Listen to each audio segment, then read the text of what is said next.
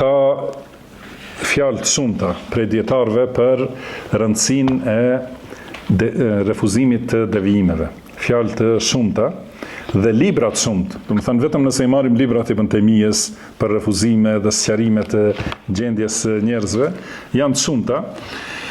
Gjithashtu të Ibn Qayyimit, libra të shumta dhe me tituj të ashpër. Edhe i ka quajtur gjithashtu i ka quajtur munafik, do të thënë bidatxhit i ka quajtur munafik.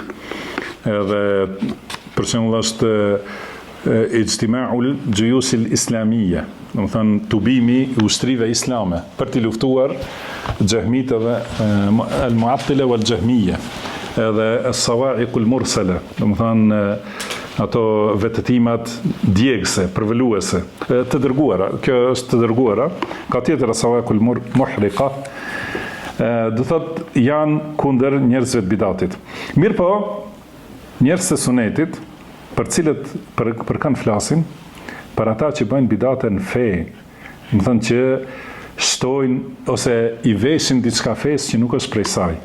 Më thënë nëse dikush i mohon cilësitë e Allahut, ose mohon se Kurani është fjala e Allahut, për thot se Kurani është i krijuar, ose fjalë të ngjashme, ose mohon kaderin, do të thënë ka qenë refuzimi kundër këtyre.